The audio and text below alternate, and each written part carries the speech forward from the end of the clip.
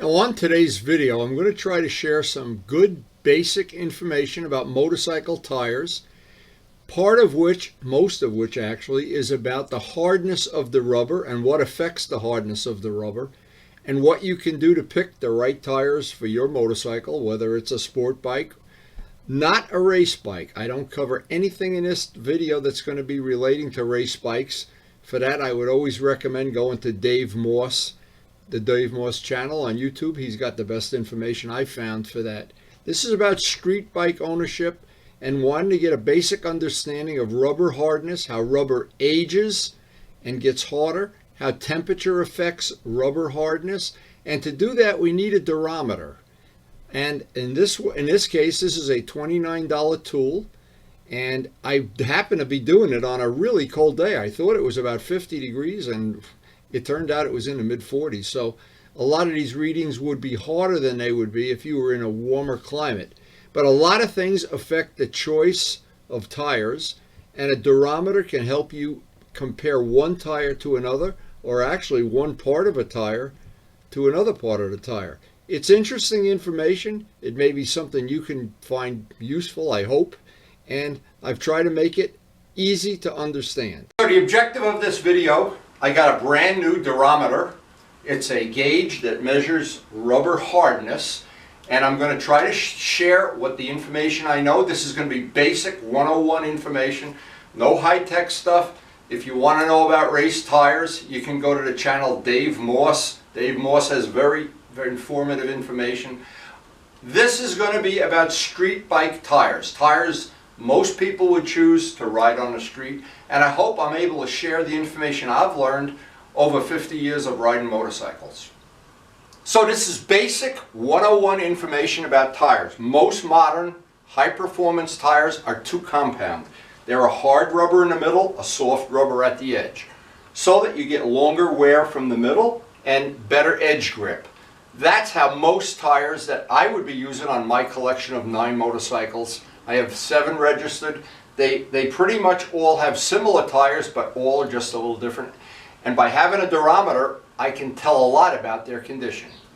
Now in my small collection, I have several different choices of tires: Pirellis, Michelins, Dunlops, Angels, and every one is just a little bit different. And some of them have big advantages in wear, big advantages in grip, and I've gone through all of the experimenting I could do with seat of the pants to figure out what would be best for me, the best compromise.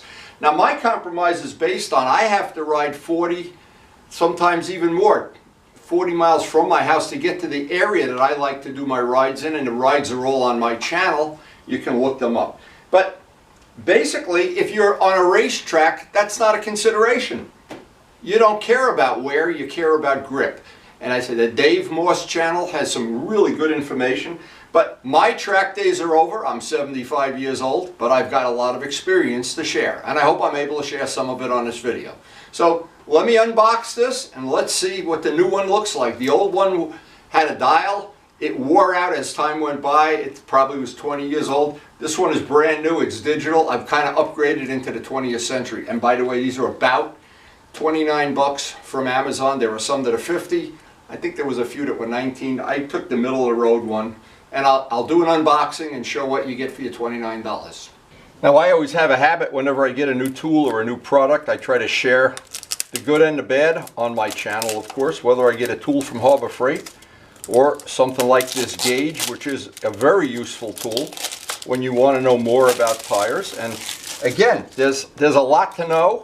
I don't pretend to be an expert on tires, but because I ride about 100 to 150 miles, 300 days a year, what happens, I use up a lot of tires. And I learn things that people that ride 1,000 miles a year never have to encounter. But anyway, enough with that. Here's our, and it's called the Gain Express. And again, I picked this one randomly. It actually looks just like the old one, except it's digital. And hopefully it's going to be with us for a long time. It actually looks like a nice thing. Now, it's a durometer. It's called a durometer.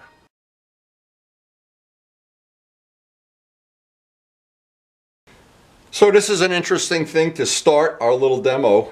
It's a Sure A durometer. Sure A. The way you test the hardness of plastics and rubber is with a system called Sure. Sure A is the one you need for tires. It comes in 3 different denominations. You can buy one that tests hard plastic and one that tests micro hardness and micro softness. But Sure A, if you buy a durometer, make sure some of them have multiple Sures. This is a Sure A durometer. That's what you need to test motorcycle tires, actually all tires.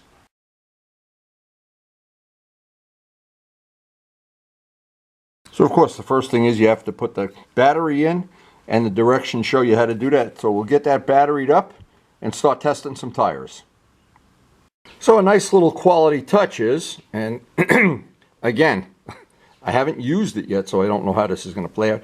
They give you a spare battery. I went to put the battery in as per the directions, and there's already a battery in there, so they give you a spare. It's a nice little touch. I wish a lot of these little digital things would do that. So the first test, since most of the tires I have are Michelin's here, is to test, I'll just do this to get familiar with the 65. It registers a 65. 55. You have to do this 4 or 5 times and take the average reading. Now I need to get familiar with this and then average out. Now the thing that I wanted to find out was, and the information I'm looking for always is, what is the hardness of the center rubber and what is the hardness of the edge rubber? And they are different on most 2 compound tires. I shouldn't say most, all. Why would they be 2 compound tires? Now we just got a Michelin 5, and I wanted to get the whole reason for doing this test, I wanted to see what the hardness is of the Michelin 5 relative to the Michelin 2s. And of course the front and back may be different, but we have time now and I can get a little notebook going and I can start to see, now that I have an accurate gauge, I can get back to this, hit 0, and I'm getting readings in the 60s.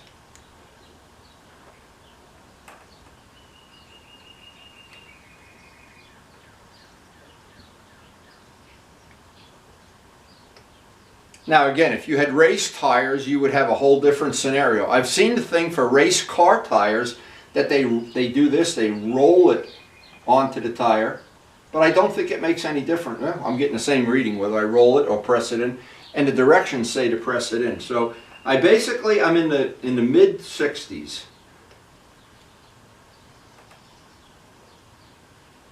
Now I need to get a little notebook out and start checking what some of these tires read at.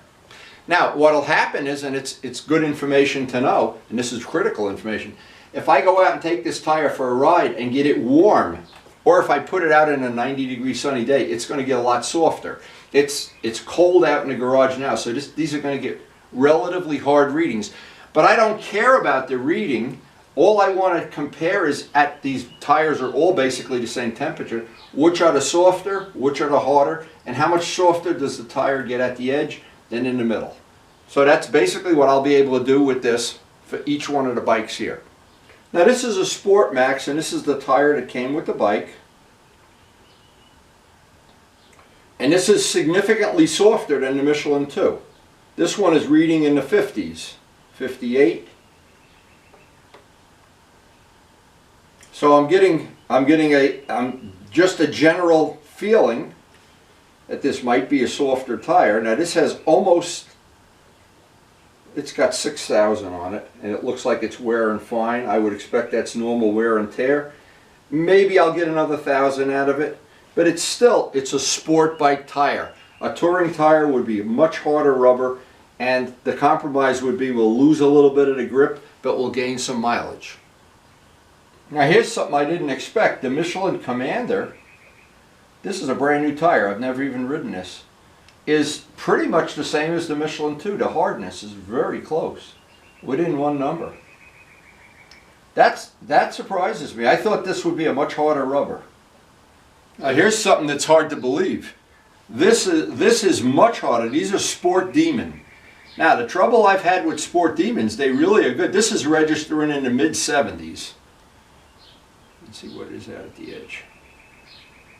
77, 77, 76. So here's the first significant thing I learned. The Sport Demon tire at this temperature, this is significantly harder rubber than the Michelin, the 2s, or the Commanders.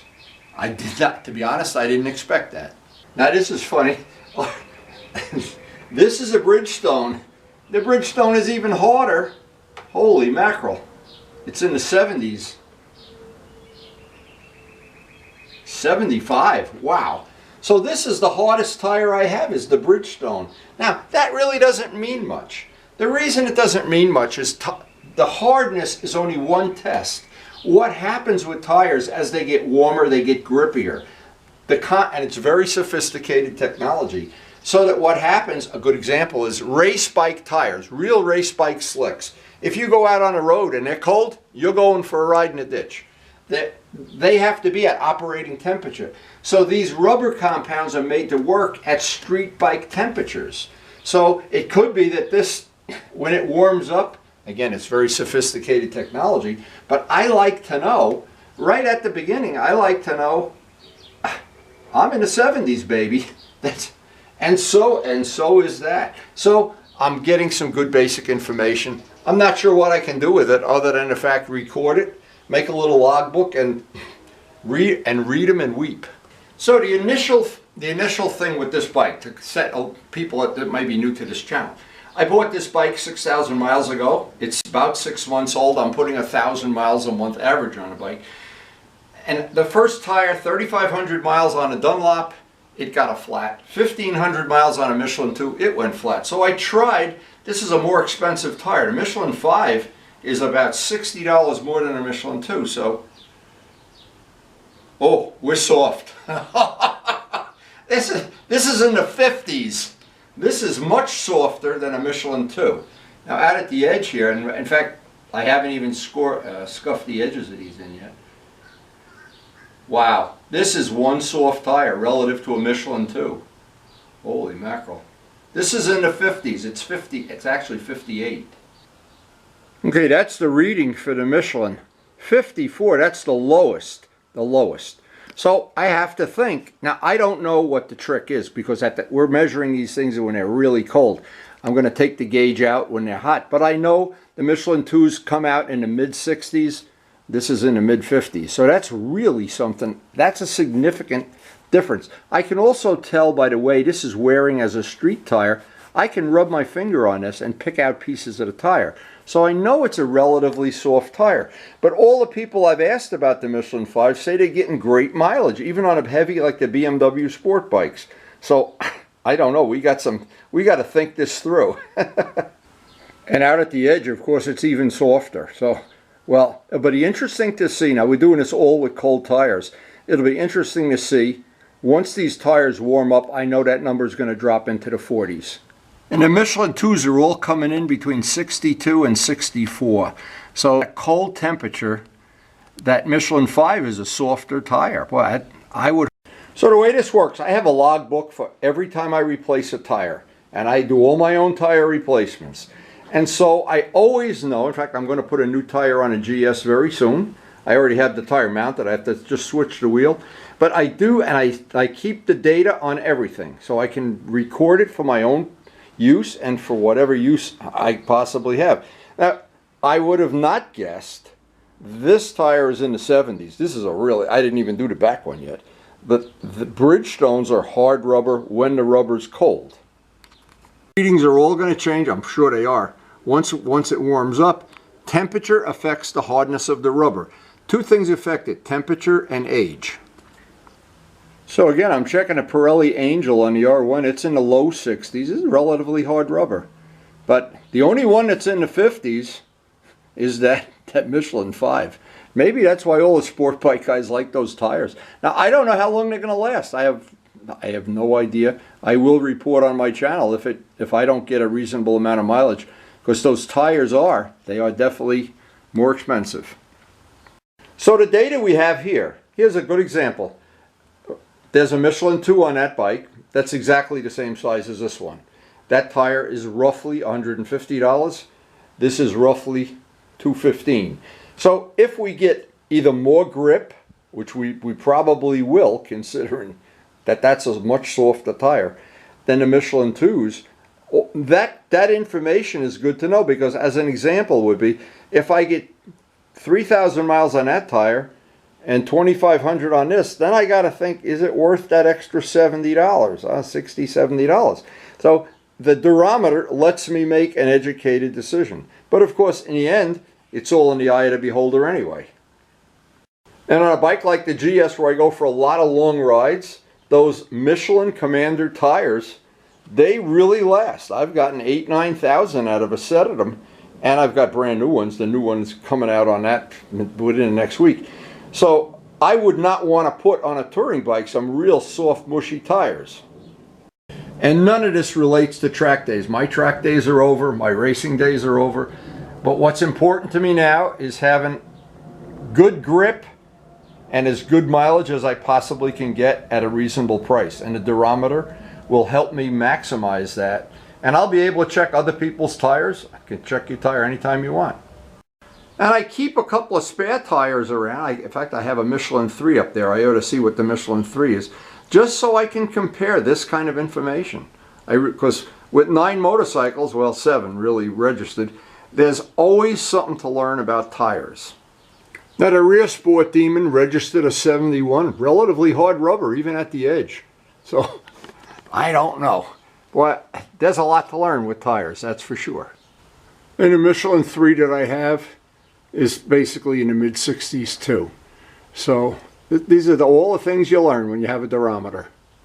Now, another thing, age affects tires. So, if you were to go to a motorcycle dealer and probe out, let's say, a Michelin 2 like this is, and when it's brand new, it's going to be softer than if you take one off the shelf that's 5 years old. And there is a date code on each tire. If you have a choice and you go to a dealer and there's 5 tires, take the freshest one. So this is only the beginning of my testing, and I'll report what else I learned. But I want to get a warmer temperature. I didn't realize it was this cold out here. I'm so used to being cold here.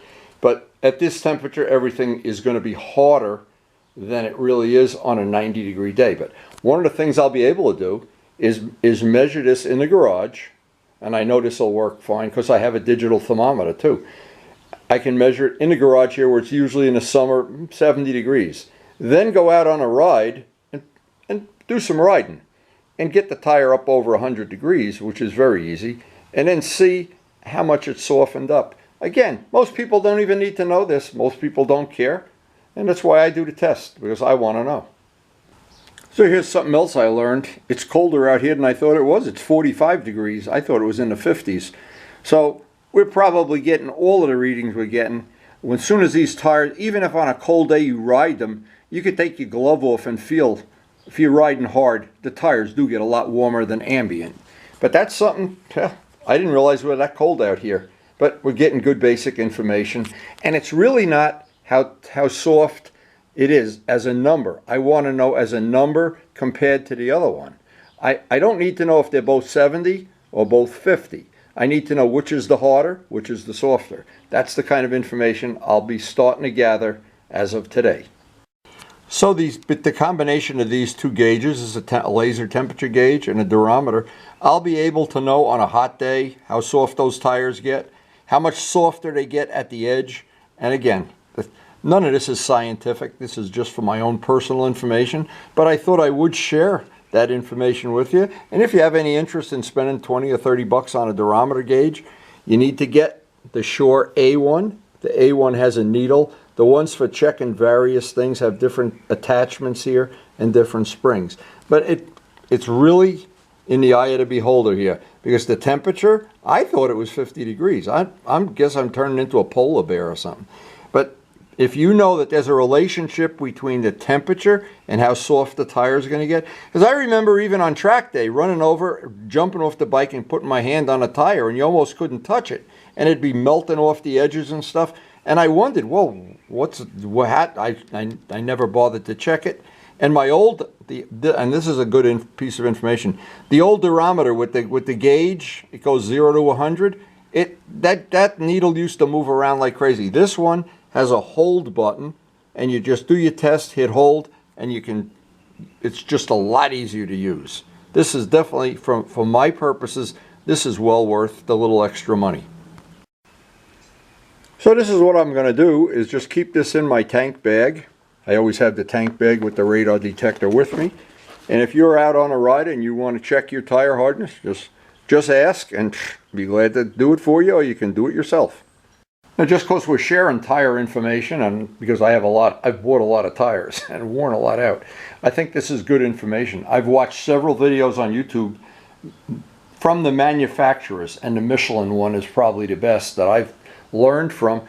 But the biggest thing to remember if you're new to motorcycling, or you're new to sport biking, putting racing tires on a bike you're going to ride on the street is a real iffy thing, because those tires really only get sticky and grippy at race speeds and race temperatures. On the street, the temperatures don't get anywhere near as hot. Even if you ride aggressively, they don't get that hot.